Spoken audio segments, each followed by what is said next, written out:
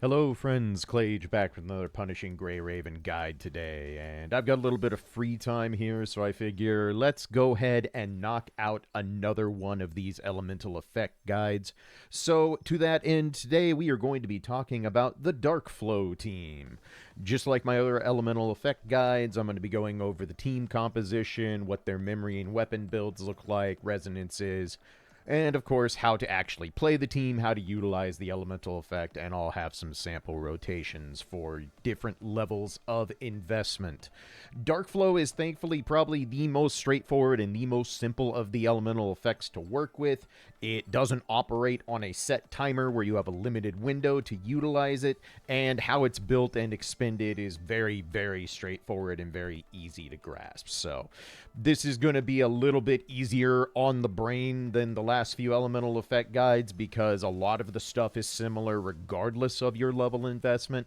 But Darkflow is a pretty easy one to pick up, and if you have the team to build it, it's definitely one I recommend using if it is a dominant feature in one of the war zones, aka where Darkflow gets the great damage increase and not a minor damage increase. But let's go ahead and talk about how we make the team in the first place and what the various builds look like. So, the Darkflow team does consist of Watanabe as the tank and the starter. Liv will be the main attacker and the leader, and Vera will act as the support and sub DPS for the Darkflow team. So, let's go ahead and start with Watanabe in terms of how he is built for the Darkflow team. So no matter what your investment is on Watanabe, as long as you have his signature weapon available, you are going to do 4-piece of his signature set Alphonse. Alphonse is what enables Watanabe to do Darkflow Shred when he is off the field. This is extremely important for obvious reasons. And then the other half of his memory set will be 4-piece Da Vinci. He will be acting as the QTE proc bot for this particular team, but Watanabe does still see field time and does still help build up some Darkflow stacks. So for your upper memory resonance, you're going to want to resonate his red orb, which is what you do in almost all of Watanabe's builds unless he is completely staying off field. This is no exception. You'll still want the red orb up top. On the bottom, we do 6 tank class skill, because obviously more shred good, more resistant shred means more damage, and it's pretty straightforward. So that's Watanabe's job. He is here to do a minimal amount of building and then to do a whole lot of shred on the element itself. As for his weapon, obviously the 6-star weapon harmonized is something you're basically going to need if you want to field this team, because having both 4-piece sets is very important.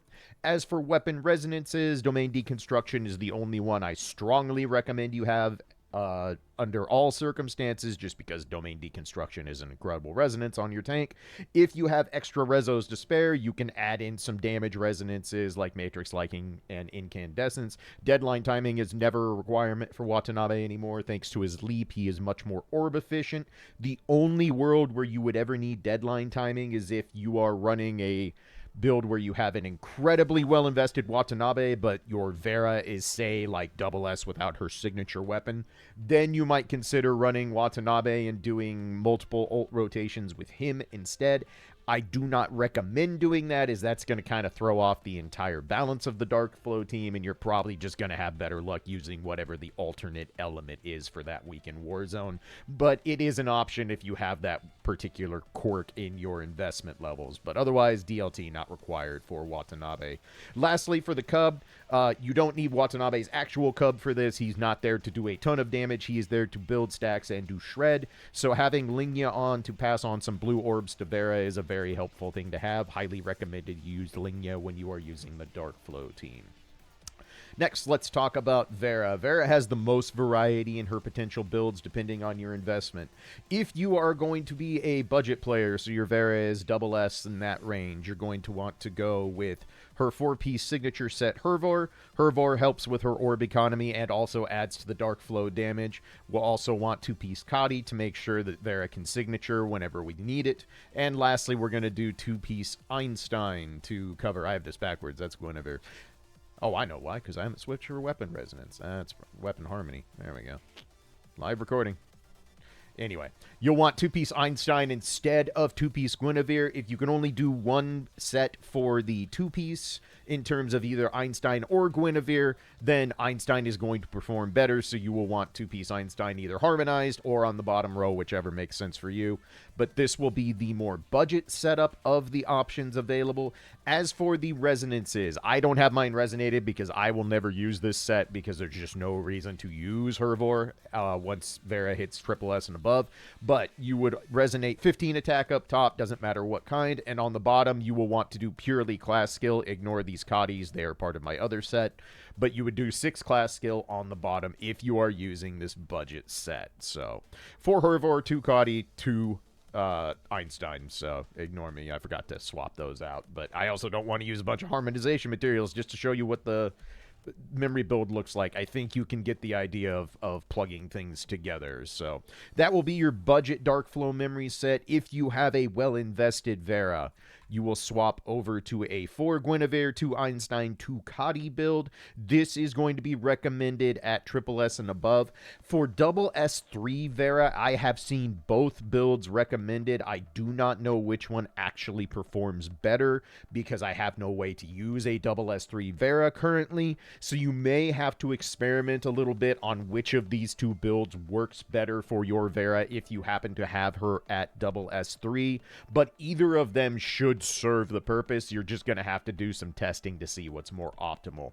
As for your resonances with the non-budget build, 15 attack up top, just the same. For the bottom, we are going to split the resonances up. I have gotten the best results doing 4 amplifier class skills and 2 signatures. I have seen higher investment players who use 3 and 3. So again, you may have to test a little bit. This is what happened to give me the best results for my team. But any split of the amplifier and signature level seems to be the way to go if you have a well-invested Vera who is going to be doing multiple ult rotations and adding in some decent damage as well as time stop to the overall aspect of the run. As for weapon resonances, this is where things get a little tricky for Vera. Ideally, you're going to want Glorious Spear first because of the healing effect, obviously. Superconducting Axial Ray because it's just flat bonus damage. And then after that, it's going to depend on how invested your Vera is. If your Vera is way, way, way more invested than other characters like your Watanabe, let's say you have a triple S or even a triple S plus Vera, but a double S Watanabe, maybe you started playing late, so you've only got him for free and only have him at double S, then I would actually recommend swapping off Incandescence and going to Deadline Timing because there is a good chance you're probably going to be trying to triple ult rotate with Vera if that is the case where your Vera greatly outinvests your Watanabe. Otherwise, Deadline Timing will not be required to do the rotations she needs to make the Darkflow team go. So those are your main options. The weapon rezos do not change even if you are using the budget build. Doesn't matter. You've always prioritized Glorious Spear and Axial Ray. And again, if you find you need Deadline Timing for the rotation that fits your team best, by all means slap it on. But for the most part, I have not found it to be a requirement to get good scores out of the Darkflow team. Lastly, Liv probably has the easiest build of them all. Regardless of investment, you are going to run 4-piece Bathalon and 4-piece Cotty. The Darkflow set Poincare just does not perform adequately regardless of investment. 4-piece Bathalon is just better in every single situation. Liv is going to act as our main damage dealer on this team. She is going to be utilizing the Darkflow stacks and expending them, so we just want that flat dark bonus damage from Bathalon, and then obviously Cotty makes her go even better because signatures are a huge part of Liv's kit. As for your resonances, 15 up top regardless of your investment level.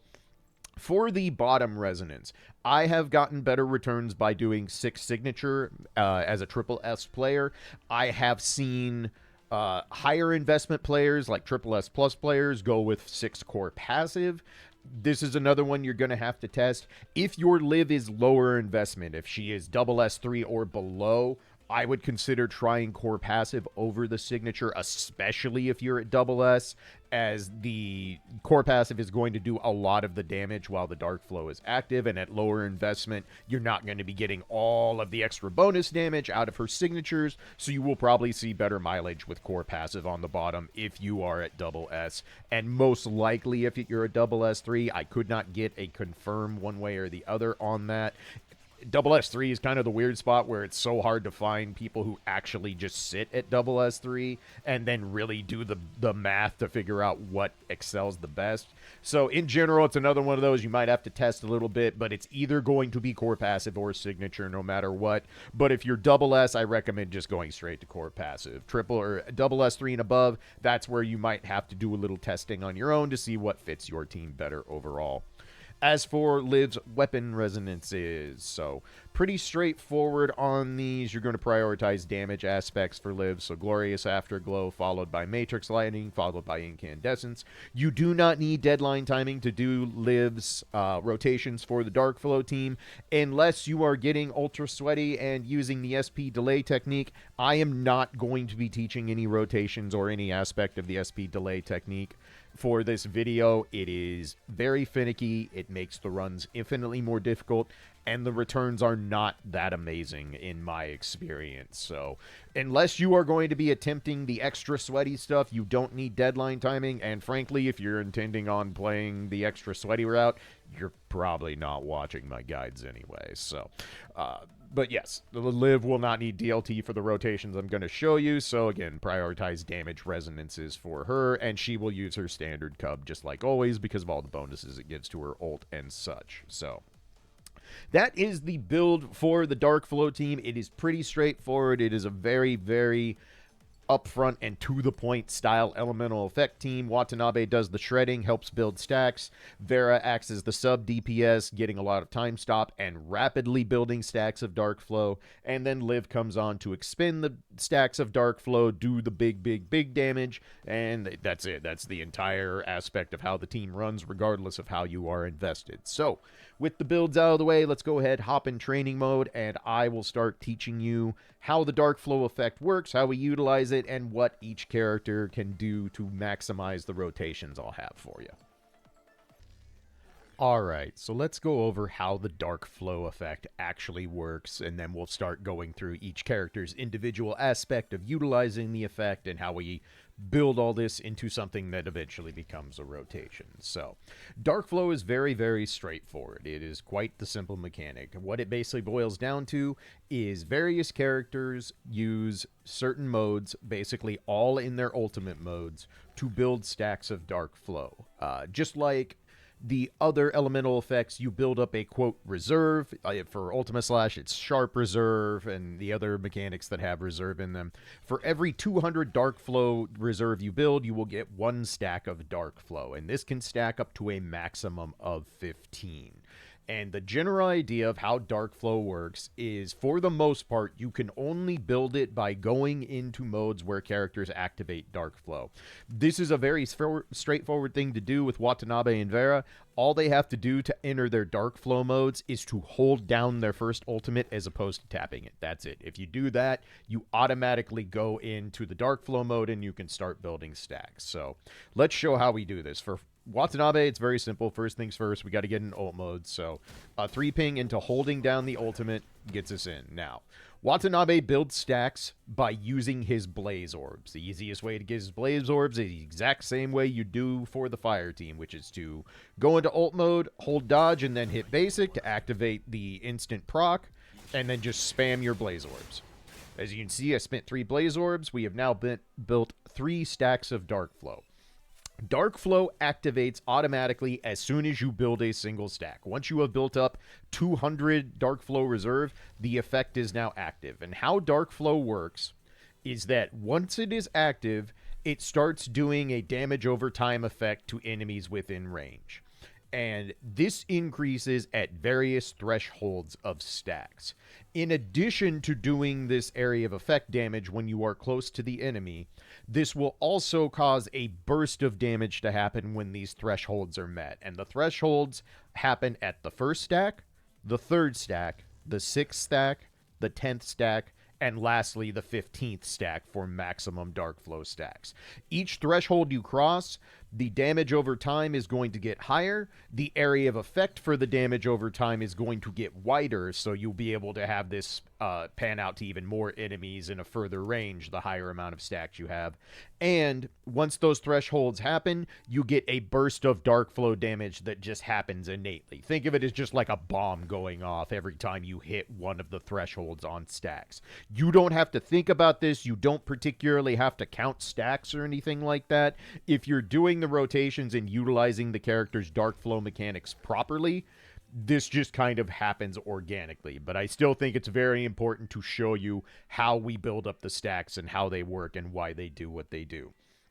For Watanabe, this is it. This is the entirety of what you do with this character on the Darkflow team. He comes in, goes into his ult, spams a few blaze orbs, and then you use your second ult and get him off the field. The key with Watanabe is that if you want his off-field shred to do Darkflow shred, you have to have gone into the Darkflow mode, done his ultimate, and then swap him out. So this is all part of the aspect, even though Watanabe is not the main Darkflow stack builder, nor is he the main damage dealer. Getting his shred going, obviously, is very, very important. So this is the entire thing. We get in, spam some blaze orbs, then we go ahead, cast his second ultimate, and Watanabe is good to swap out. So let's move on to the next part of this. As you can see, the bombardment now is purple, showing that it's doing Darkflow effect damage as opposed to the standard fire damage. So from there, let's go on to Vera. Vera is the beast at building Darkflow stacks. She is incredibly good at keeping Darkflow built up and going. And much like Watanabe, you play her basically exactly the same as you would play her when doing fire rotations. She does not have to change anything. The only difference is that for your first ultimate, you have to make sure you hold down the ultimate instead of tapping it, and then she will go into Darkflow mode. So let's get Vera started. So let's go ahead. We'll use our blue orb, get our ultimate online, and now I'm going to hold down ultimate. And now we get into this. So for Vera, she builds stacks by using her red orbs and by using the hold basic attack. So where she does the multi-hit combo into the big flame whirlwind, and now as you can see, we have a maxed out Darkflow stack. Vera builds stacks ultra fast. Using the 3-ping builds a decent number of stacks, doing her hold basic combo while in her last blaze mode is where you build up the vast majority of your stacks with this character. So this is where she excels. She is incredibly good at building these up, and she still does good damage because all of her Darkflow, or all of her damage, gets converted to Darkflow damage. So if we do our ult, let everyone come through, she is still going to do solid Darkflow damage. And just like everything else, it's going to trigger the bombardment for Watanabe. It's going to trigger Vera's fire field to do the healing and give you the amplifier buff. Literally, it's all the same as it is as if you were just doing a normal fire run. The only difference is make sure you hold down the ultimate when you go into last blaze mode, and the Darkflow damage is going to work just as intended. So with that said, I do think it's important we start talking about one of the advanced mechanics we do need to discuss here, and that's Vera's animation cancels. If you have been paying attention since this character came out, or have been doing Fire Warzones or watching Fire Warzone runs of other players, you have probably seen Vera canceling out of her animations to speed up her rotations. So let's go ahead and talk about how we do that. So I'm going to do this just like we would do a Darkflow run, just to make it feel more official. So Watanabe comes in, does the thing. We get our Darkflow online. 1, 2, 3, ult. Okay. So I'm going to bring Vera in, but first I'm actually going to utilize an input overlay here. If this is something you want me to have up all the time when I am doing training mode for the guides, I am happy to do that for you. I can also record the input viewer for rotation videos when I do rotations. I'm not going to do it on this one because I think for a lot of people it doesn't really add much to the experience and it just takes up screen real estate. But for something like this where I'm going to be showing you an advanced input mechanic, I think the input viewer will help a lot. But if this is something you would like to be a permanent fixture in my guides going forward for the combat demonstrations and for when I record the actual rotations that I commentate over to teach you each character's rotation, let me know. I'm happy to make this a consistent part of the guides going forward. But for this one, I'm like, okay, I'm going to get this online just to help with the Vera aspect. So, Vera, like many characters, is able to cancel out the totality of her animations by using her dodge. The big difference for Vera is that, one, we're going to be doing a different type of animation cancel than, say, someone like Luna Oblivion, where we are literally dodging out of the animation to just not let the rest of the skill play out because it's not worth letting that animation play out. Vera, it's a little different because we're actually going to stay in a lot of her animations, and we're not going to actually be dodging. We're going to be using her parry stance. Her parry stance is done by doing a dodge while at neutral on the directional. So if I am moving the stick around, as you can see with the input viewer and dodge, obviously I'm going to do a dodge. If the stick is at neutral, or whatever your movement input is at neutral, and you do dodge, Vera goes into her parry stance. This is how we speed up Vera's rotation within her last blade mode significantly. So let's go in and talk about how we do this. So there are three main places where animation canceling with Vera actually is worth the effort and speeds up her rotation. One is going to be anytime you need to ping 2 sets of 3 pings on the red orbs when you first go into last blaze mode to build up the core passive so you can actually hold down the hold basic combo and do the whole thing. Anytime you need to do 2 red 3 pings, dodge canceling the first red 3 ping is a notable increase in the overall speed in getting to the hold basic combo. And where the real tricky part comes in is for canceling her hold basic attack. So I'm going to go into the ultimate. And let's say I need to use 2 red orbs to get stuff done. So I'm going to do the first one, cancel it, do the second one, and now go into her hold basic. So if we play out the whole hold basic, you've seen this many times. You do the whole thing, the whirlwind goes off, takes a long time for this to play off, but it builds enough signature energy and we can ultimate from here. Fairly straightforward, right? So now, let's show you what it looks like and how you cancel these animations to make the hold basic combo go much, much quicker. So the general idea is once you get into the hold basic mode, you are going to continue holding down the button. For me, my basic attack is mapped to the X button. So as you can see, anytime I'm holding down basic, I'm using the X button. It will light up anytime I am pressing or holding it. My dodge is mapped to the circle button. So these are the 2 buttons you want to watch while I'm doing this to help you kind of visualize what we're doing. So I'm going to get enough orbs to do this. We're going to go in. I will dodge cancel the first red 3 ping to speed up that part of the animation. Then I'm going to use the second red 3 ping. And as soon as I use the second red 3 ping, I'm going to start holding down basic attack. Once you hold down basic attack and you see Vera start the big long combo where she does the multi-slashes and eventually goes into the giant whirlwind attack, you're going to do 2 rhythmic presses of dodge as that starts, and that's going to cause the core passive gauge to deplete down quicker. It's going to get rid of 1/3 because her hold basic combo in last blaze mode effectively has 3 parts to it. The first part, the second part, and the final part being the big long whirlwind.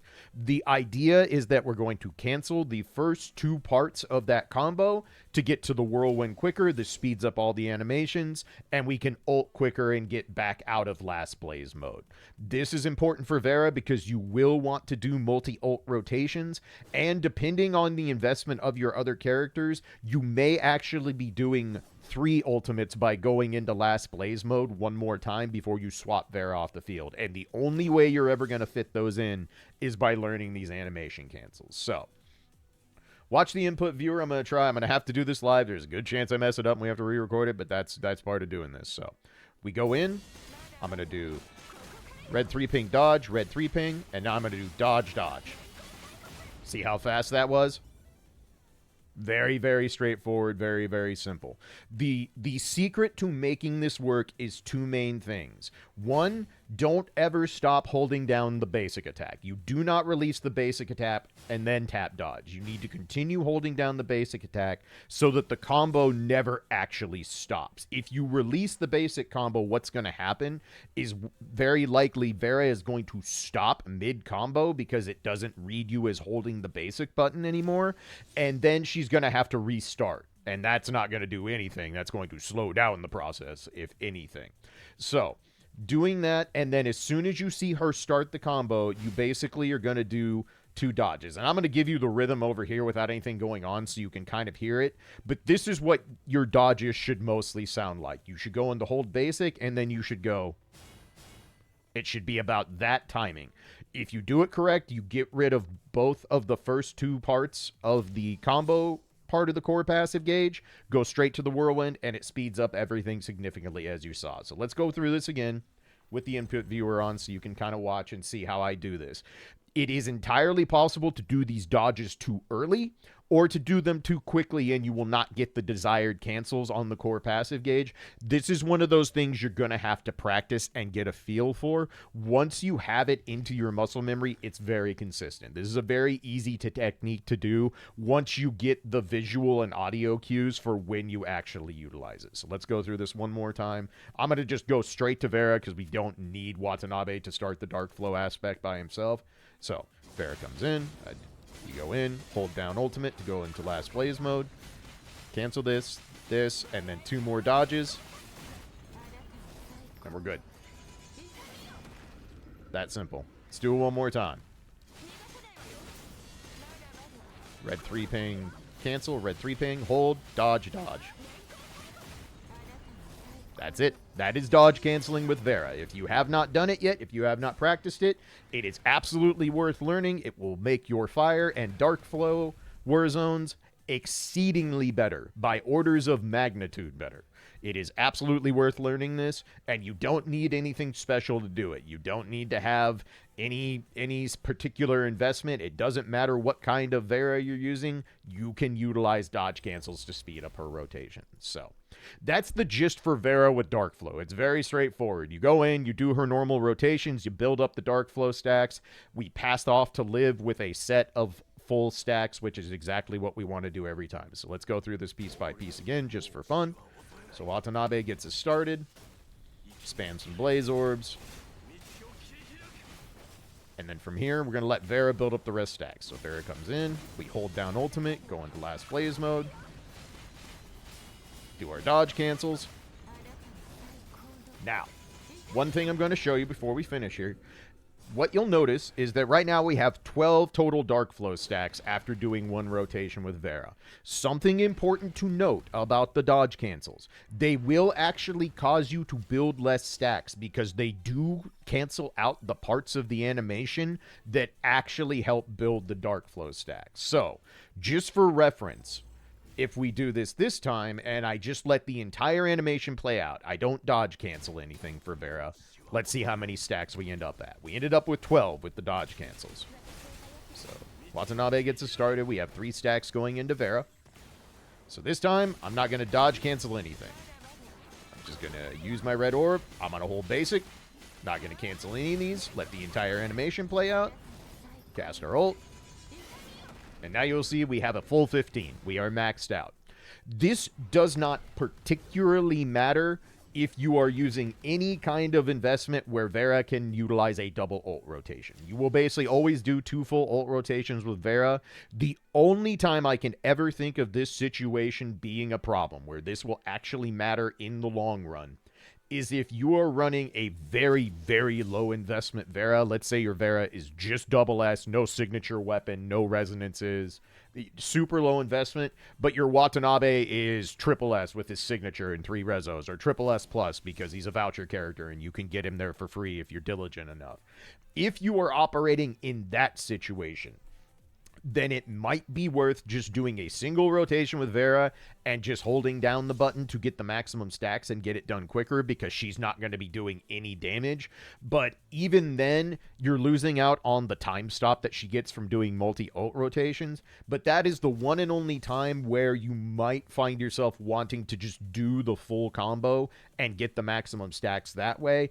Otherwise, you're always going to want to utilize 2 rotations with her and do the animation cancels. But I do feel it's important to note that animation canceling does in fact actually lose you some stacks long term.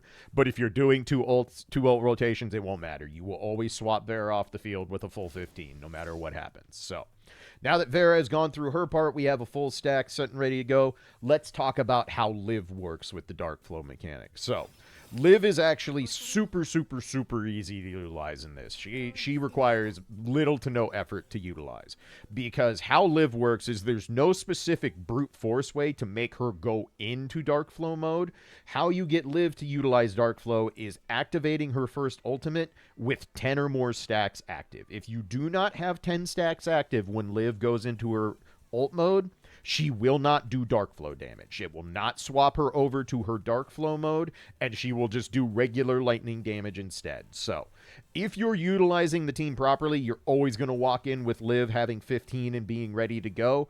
But it is important to note that if you don't have at least 10, Liv will literally not do Darkflow damage. So Liv operates exactly the same as she does when you're doing lightning rotations. So we're going to bring her in, we're going to hold dodge, we're going to get into ult mode.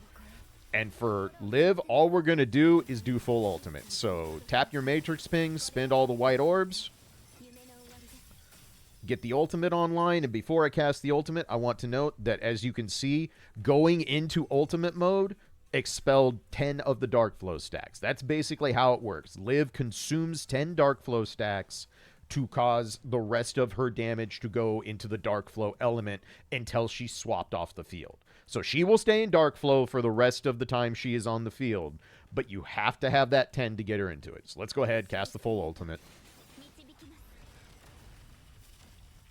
And you will see we've built back up a nominal amount of Darkflow stacks. So if you cast Liv's full ultimate in her ult mode, she will gain back 6 more stacks of Darkflow. Liv can also technically build Darkflow outside of her ultimate by spamming basic, but you're never going to do that because obviously that is incredibly slow and incredibly inefficient, so there is literally no reason to ever utilize the aspect. But once you've gone through an ultimate, basically what we're going to do is we're just going to do 2 full ultimates with Liv. So we go ahead, spend our orbs to get our feathers, go back in, and we do the exact same thing again. Matrix ping, 4 orbs, hold the orb, cast the ultimate, and from here, Liv's ready to swap off, and we pass the baton back to Watanabe.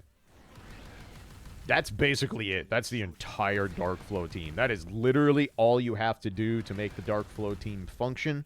I'll mention it real quick. Again, I am not going to talk about SP delay. I'm not going to go into heavy detail about how to do SP delay with Liv because it's finicky. It makes runs way harder than they need to be, and again, the returns are not that impressive. If you want to know what SP delay is with Liv, very simply, how you do it is you go into her ultimate mode, and when you cast her ultimate, so if we do this, the idea is before you hit ult, you're going to very quickly tap a 3 ping, and there's a very specific window you have to do this, but if you do it right, instead of coming back and holding dodge after this ultimate, you can just spam 2 3 pings, and she'll actually have enough signature energy to go directly into signature.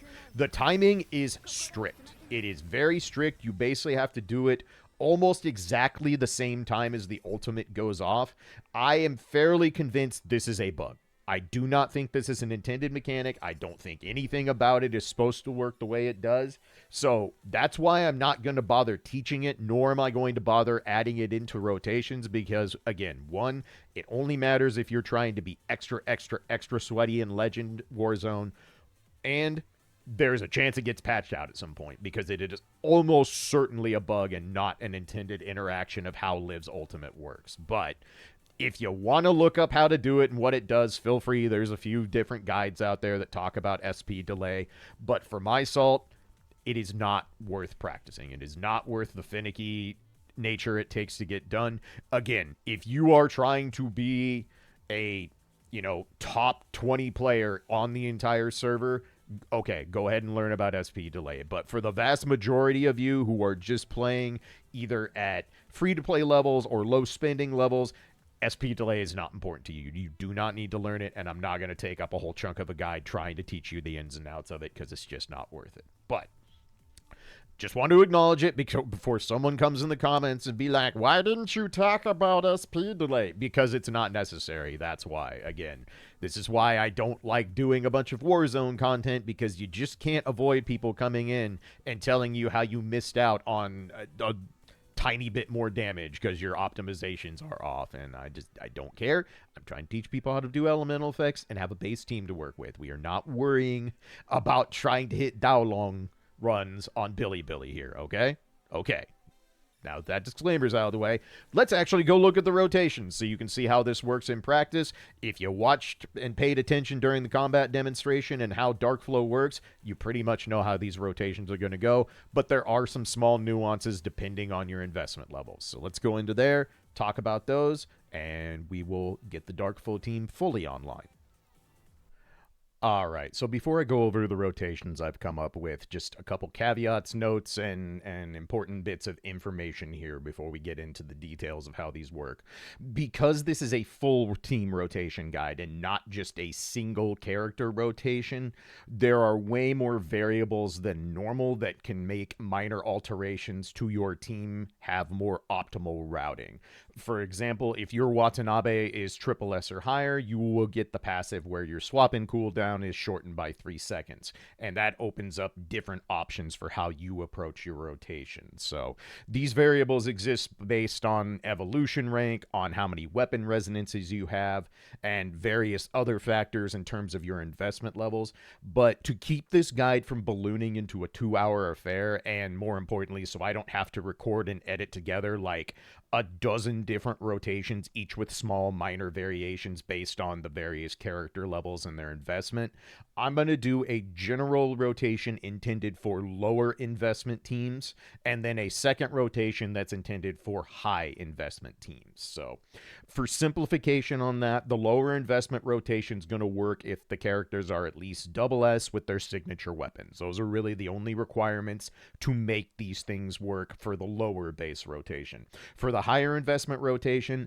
I'm going to be assuming most, if not all, of your team is triple S or higher, and that you have weapon resonances to spare, and you're kitting out your characters very, very heavily. So keep that in mind for both these rotations.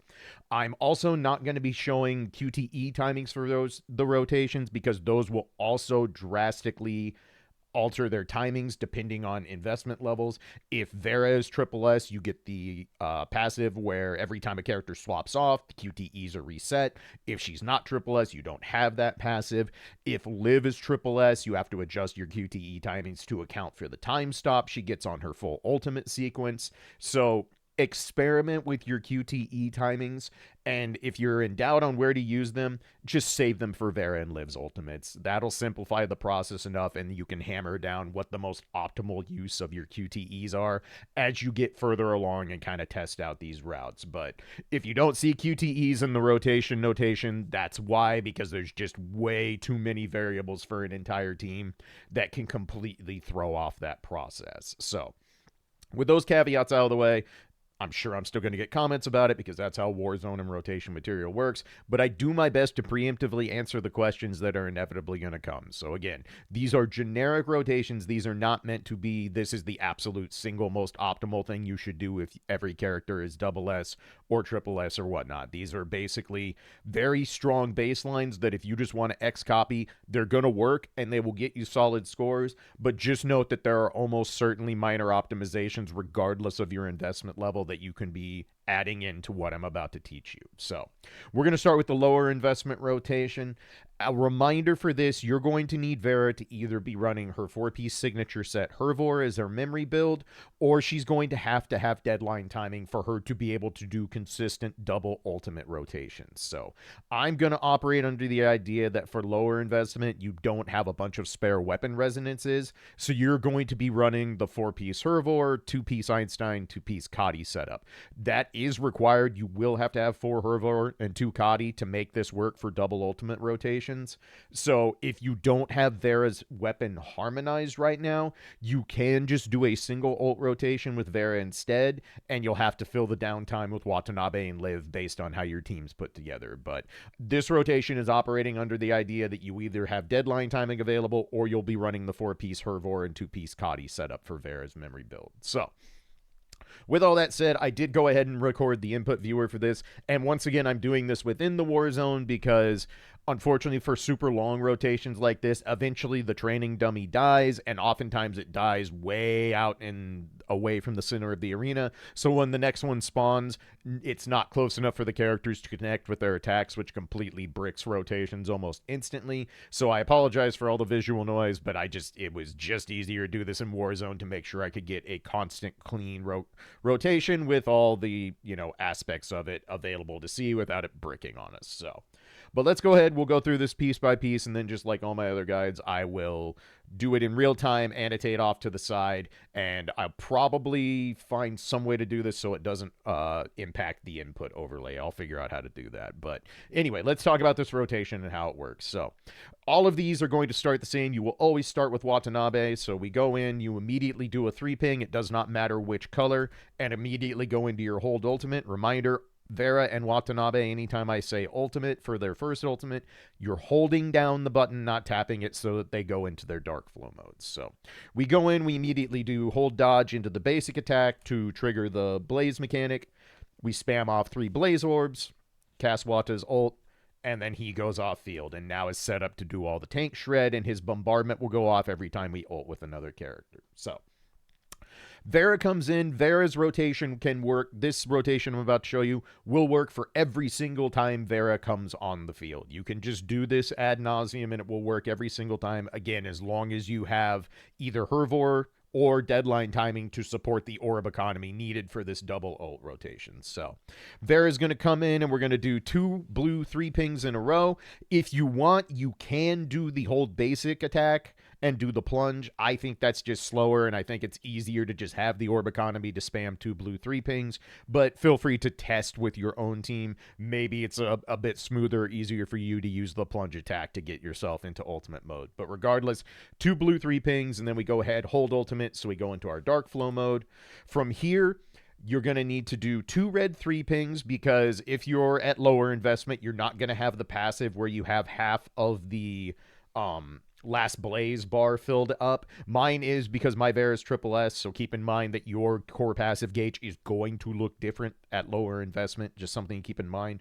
But from here, we're going to do the 2 red 3-pings like I taught you. We will dodge cancel the first one, so we do red 3-ping, cancel it with the dodge, do our second red 3-ping, and start holding down basic. You can see I'm already holding down the basic attack from here. Once the basic attack string starts, we're going to do the 2 dodge cancels, so 1, 2.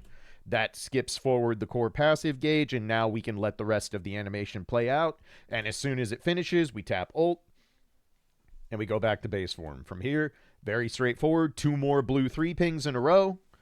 Go into ultimate from here. Same thing again. Red 3-ping, dodge cancel. Do your second red 3-ping, start holding down basic. As soon as you see the basic string start, tap your 2 dodges to skip the animation. Do your ult 1 more time. And from here, we can swap to Liv. So Liv is very straightforward. Her rotation basically never changes once you get her on the field. The only things that will change for Liv between the low investment and high investment are how many orb pings you have to do once you come out of your ultimate. So Liv comes on field, we immediately hold dodge. And a reminder for anyone who wants to interject, I am not doing SP delays. I'm not doing them. I'm not teaching them. It's a bug. We're not using it. So just once again, sorry to be preemptive, but there's no SP delays in here. Anyway, moving on. We get into Liv's ult mode. Very straightforward here. Spin your blue matrix ping for a 3-ping to get 4 white orbs. Then you go ahead, mash all 4 white orbs. Once they're out, hold the white orb to finish off the sequence, and then cast your full ultimate. From here, 2 3-pings in a row, hold dodge again, and then repeat the process. Blue 3-ping into 4 white orbs, into hold the white orb, cast the ultimate, and we will be ready to swap back to Watanabe. Very, very straightforward. Watanabe's second rotation is pretty straightforward. The only difference is now you do not need to use a 3-ping when he comes on field. The bring-in attack will be enough to bring his ultimate online. So as soon as you bring Watanabe in, just start holding ultimate. Go into the Darkflow ultimate. Same thing as before. Hold dodge into the basic attack to get the Blaze Orb procs. From here on out, you only need 2 Blaze Orbs from Watanabe to get his ultimate online, and that's all we care about because Watanabe, reminder, is not here to carry the damage. He is mostly here for shred. He's just filling in the downtime between Liv and Vera. So 2 Blaze Orbs is enough. The QTE from Liv comes in and causes the time stop because mine is of that rank, so if yours doesn't, don't sweat it. We go forward, Watanabe ults, and we go ahead and get him off the field. That's it. Otherwise, his rotation is exactly the same. The only difference is you don't need the extra 3-ping to start, and you only need 2 Blaze Orbs going forward. I believe that you can also just do 2 Blaze Orbs on Watanabe's initial bring-in, but if I remember right, there's a certain evolution rank where he gets a little bit of extra signature energy. I could be crossfading, and that might have been his leap. So if you can do ultimate, even if you're, let's say your Watanabe's double S with Sig Weapon, right? If you can do his ultimate after 2 Blaze Orb pings, go ahead. You don't need the third one.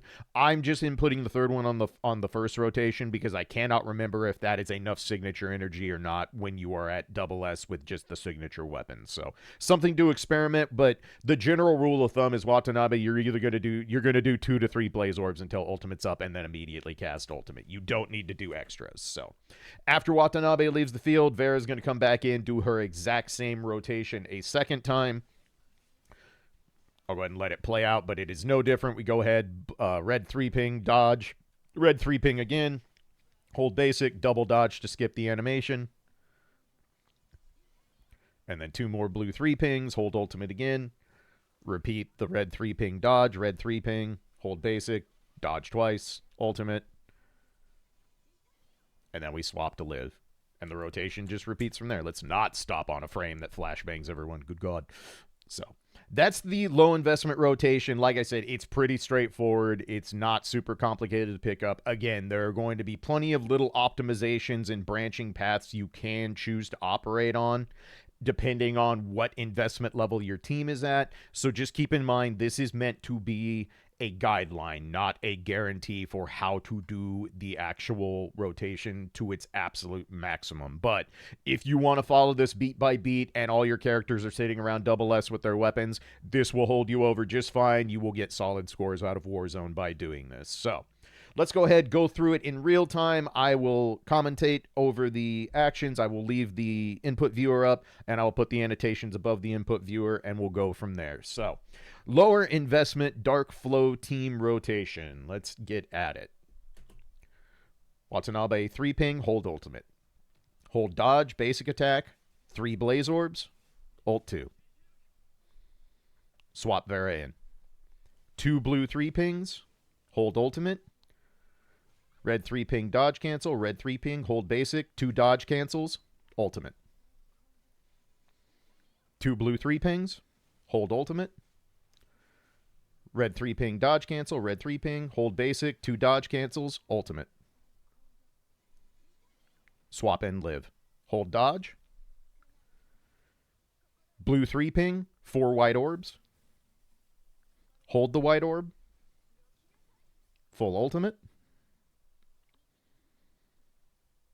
2 3-pings in a row, hold dodge.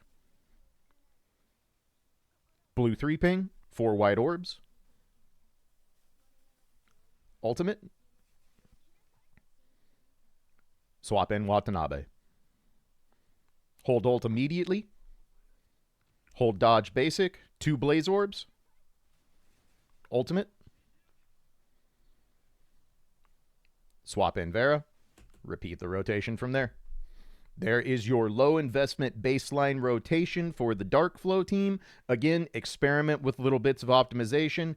If you have the triple S passive for Watanabe and your cooldown is shortened, you can adjust when you bring in characters or how long you do rotations and all that good stuff. So with that out of the way, let's go ahead and take a look at a more higher investment rotation. All right, so for the high investment rotation, the real main changes here are just that we get to skip some orb pings here and there thanks to the triple S passives of both Vera and Liv. So do note that if you want, after Watanabe's initial rotation in this cycle I'm about to show you, you can just alternate between Vera and Liv for the rest of the Warzone if Vera is using deadline timing and is at triple S or higher. This allows Vera to do triple ult rotations and get away with it, but it's going to depend on your team's investment whether this is the right idea or not. I'm going to operate on a more simple and basic rotation here because to fit in triple ult rotations for Vera and not lose Liv any field time if you're going to skip Watanabe after his first rotation, all of your dodge cancels basically have to be exact. You have to be hitting your best possible dodge cancels with Vera all 3 cycles, or you're probably going to end up finishing up your third ult after Liv is off cooldown, and you don't want to be doing that. Obviously, we want to make sure Liv is on field as much as she can realistically be because she's the one carrying the damage on the team. So if you want to try out doing Vera 3 ult or Vera 3 ult, Liv 2 ult after the first set of rotations, feel free to experiment with it, but this is going to be a more generally beginner friendly style high investment rotation so that you don't have to worry about absolutely being perfect with every single dodge cancel with Vera. So this is going to look very similar. Rotation starts out exactly the same. Wata starts the fight. You use a 3 ping, hold your ultimate, and same thing. Going to do hold dodge into basic.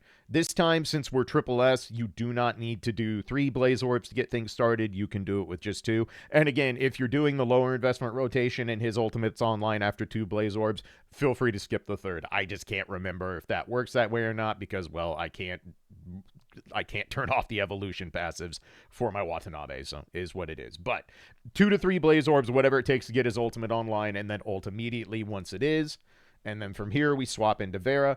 Since we are now doing a high investment rotation, Vera will have the passive where she comes on the field with more yellow orbs and she generates more energy naturally. So we're only going to need to do 1 blue 3 ping instead of 2 to get things started for her first rotation.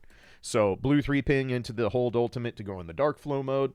For triple S and above Vera, you start your ultimate mode with the last blaze mechanic half full. So we only need to do 1 red 3 ping and go into the hold basic. You do not need to dodge cancel the single red 3 ping. It's not really going to speed it up in any way. You only do that if you are doing 2 red 3 pings. So in this case, we're just going to do a red 3 ping and immediately go into the hold basic. Once we see the hold basic has started, we're going to do our double dodge input to get rid of the animations. And from here, it's exactly the same. Cast your ultimate. Now we're going to do 2 blue 3 pings, go back into the ultimate again, hold down ultimate, go into the Darkflow. This time, because it's not our first rotation, we will have to fill the entire gauge manually because that only applies to the first time Vera activates her ult after coming on field. So we're going to do the red 3 ping into the dodge, do the second red 3 ping, start holding basic, do our double dodge to cancel the animations. Have ult 2 go off, and Liv swaps in. So Liv is also very similar. You will do the exact same rotation for both Liv and Vera for the rest of the fight. You do not have to change anything from these if you don't want to. So Liv holds dodge, immediately goes into her ultimate. This works exactly the same. We're doing 2 long ultimates. So blue 3 ping, 4 white orbs, hold the white orb, cast your full ultimate. Difference here for the high investment rotation is since Liv is triple S, we only need 1 3 ping after the ultimate to get our flying blades online and to be able to hold dodge. So you just do 1 3 ping, then hold dodge, go back into her ultimate form again, and same thing, blue 3 ping, 4 white orbs, hold the white orb, and then ult 2.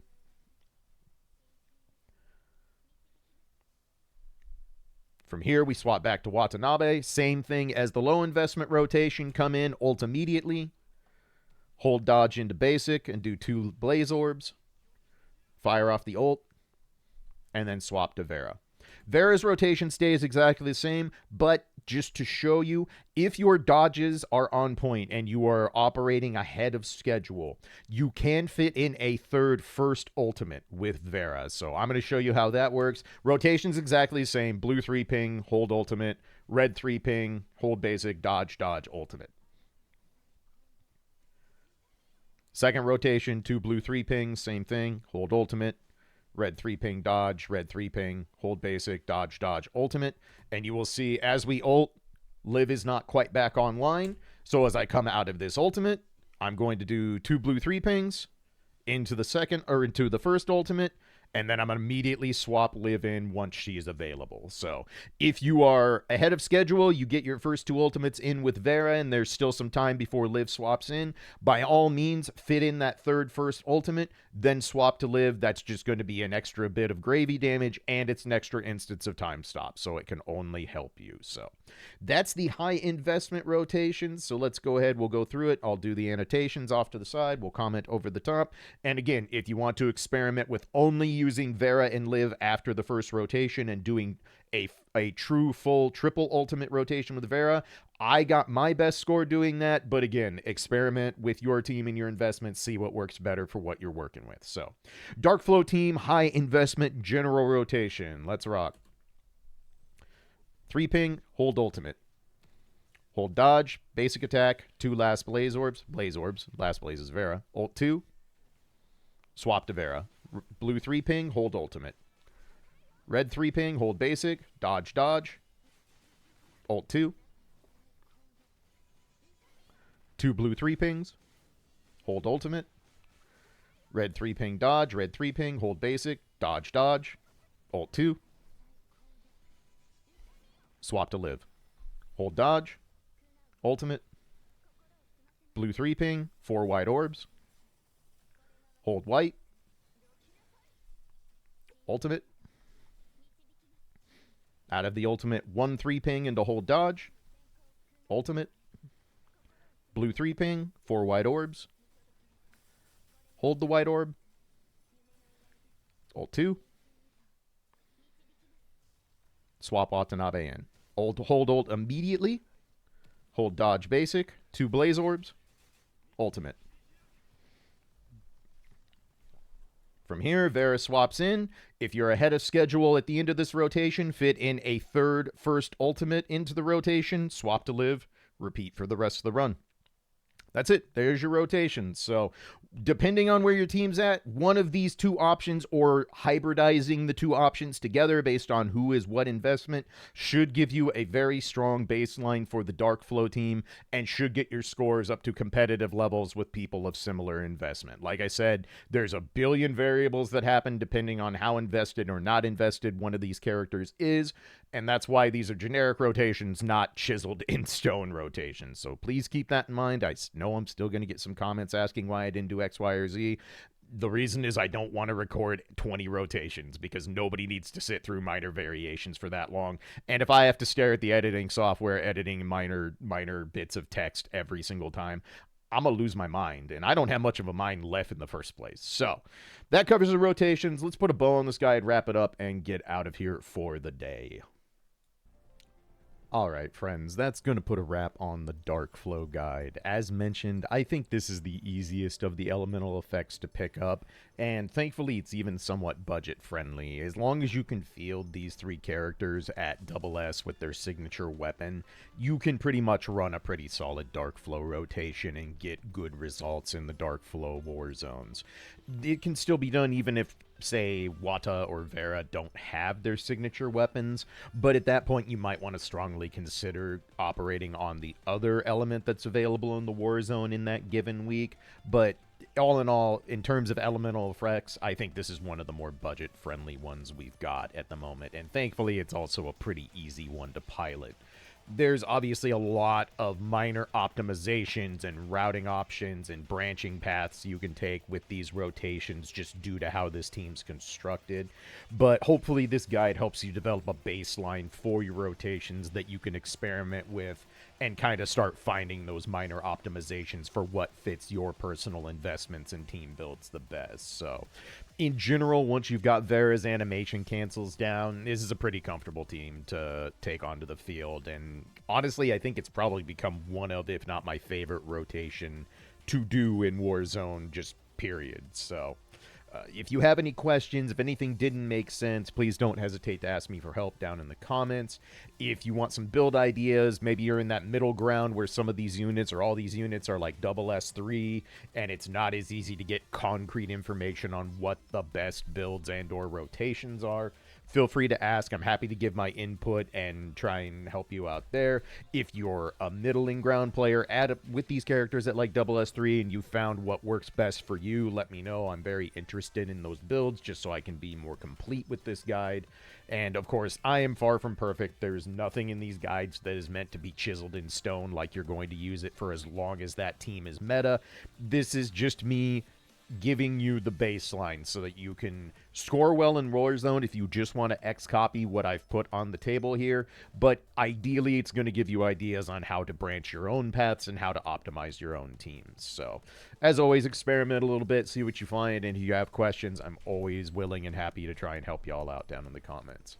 Up next, I'm going to be working on the next lore video some more. I will probably put out a few smaller videos ahead of time, as I expect it's going to be a good while before that lore video is finished and ready to be released.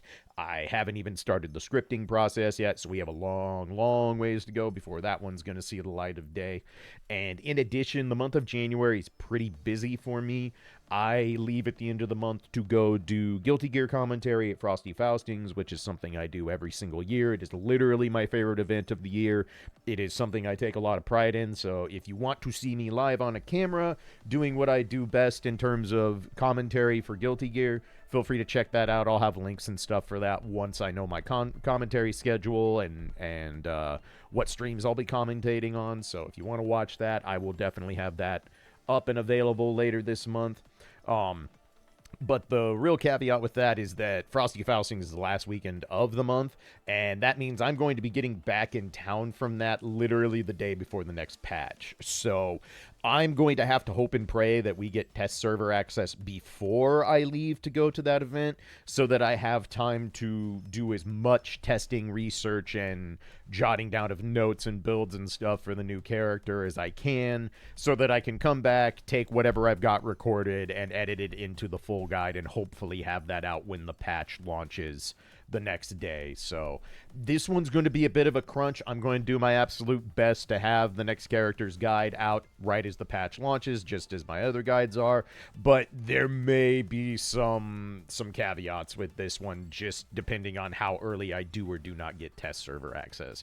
If the test server isn't up before I leave to go out of town, I'm probably not getting that guide done until after the patch, and I hate that because it's gonna suck. It's gonna tank the views, and it's gonna be a pain for everyone who just wants to figure out how to play the new character. But I will be doing my best to deal with that. But this event comes before anything for me. Like I said, it's the most important event of the year for me. It is something that I cherish and treasure. I've been going to this event since it started 17 years ago. So yeah, it's going to be a bit of a crunch at the end of the month, but I will be continuing to put out as much content as I can. I will be continuing to work on the lore video, and I hope you all look forward to that. As always, I appreciate all the support and feedback you all get. If you enjoyed this guide and you'd like to support me directly, I'd be really appreciative if you want to check out my Patreon. As always, there's none of my content paywalled behind my Patreon. There's nothing you miss out on by not even giving it a look. So there's zero pressure. It's just something I'm trying to slowly build up to hopefully give me more wiggle room to spend even more time working on these guides and lore videos and stuff by supplementing my traditional streaming income. So, but anyway, that's going to do it. If you want to do all the YouTube nonsense, like, comment, subscribe. It's always appreciated. It's never necessary. And let's go ahead and call this one good. I hope you all are having a lovely start to the new year. Y'all be good to each other, and I will catch you in the next one. Peace.